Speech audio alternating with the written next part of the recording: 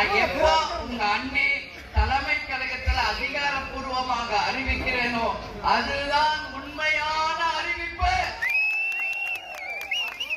நீங்க யார் என்ன சொன்னாலும் நம்ப வேண்டாம், காதுல கூட போட்டுக்க வேண்டாம், சரிங்களா? எப்போ நம்ம கட்சிக்கு எது நல்லது, எப்ப நல்லது, எப்ப சொல்லணும் என்பது உங்க அன்னைக்கு தெரியும். இவ்வளவு நாள் அன்னையா உங்களுக்கு இருந்த, இனிமேல் அன்னையாக இருந்து இப்ப தம்பி கூட சொன்னார், இந்த பூமி எலுமிச்சை அதிகமாக இங்க உற்பத்தி செய்யப்படுது.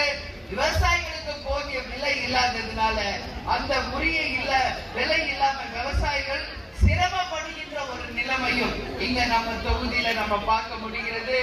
அந்த எலுமிச்சைக்கு உரிய போதிய விலையை நிச்சயம் செய்து அந்த புவிசார் குறியோடு உலகம் முழுவதும் எக்ஸ்போர்ட் பண்ணக்கூடிய அளவு உங்களுடைய தொழிலை நிச்சயமாக அரசிடம் பேசி நாம் தரம் உயர்த்துவோம் என்பதை இந்த நேரத்தில் சொல்றேன்.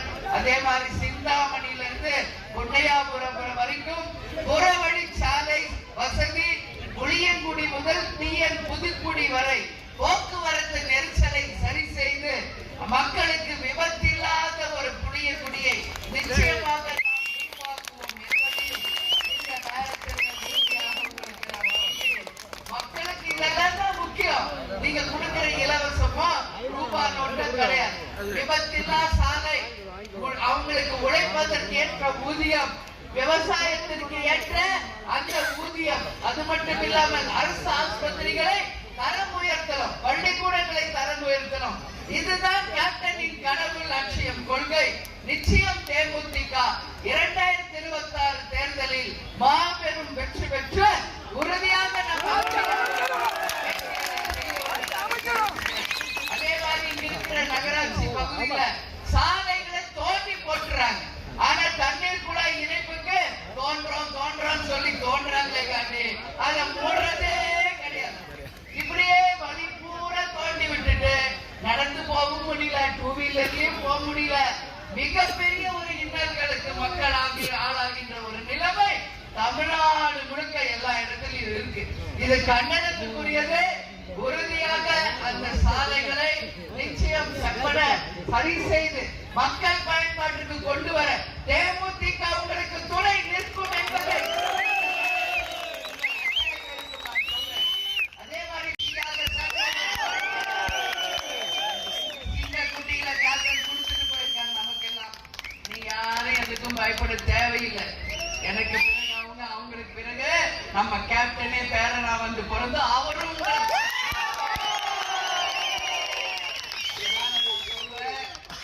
நிச்சயம் அந்த 2 பிள்ளைகளின் திருமணம் செஞ்சுட்டனா என்னுடைய உழைப்பு உங்களுக்கு தான். உங்க அன்னை உங்களுக்கு அன்னையாக இருந்து என் வாழ்நாள் முழுதும் என் தொண்டர்களுக்காக உழைப்பது மட்டுமே என்னுடைய கடமை என்று நான் வாழ்ந்து கொண்டிருக்கிறேன். அதனால நிச்சயமாக தலைவருடைய கனவு லட்சியம் கொள்கை நாம் வென்றெடுக்கணும். அவர் கண்ட கனவை நாம் வென்றெடுக்கணுமா இல்லையா?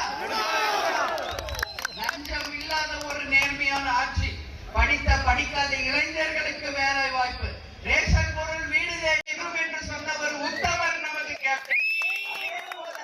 அனைவருக்கும் மருத்துவம் இலவசம், அனைவருக்கும் கல்வி இலவசம் என்று சொன்ன ஒரே தலைவர் நமது கேப்டன். இங்க பாருங்க, இன்னைக்கு கவர்மெண்ட் ஹாஸ்பிட்டல்ல எந்த ட்ரீட்மெண்ட் இல்லாம நீங்க கஷ்டப்படுறீங்களா?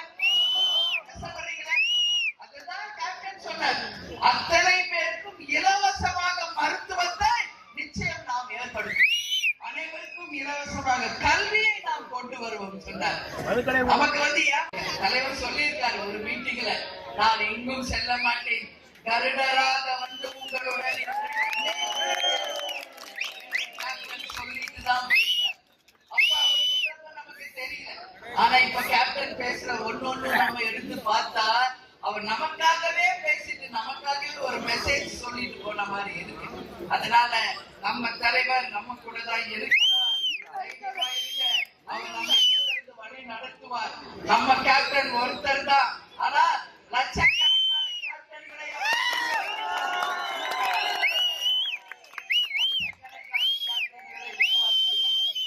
எல்லா இடத்துக்கும் கட்டாயம் சொல்வேன்.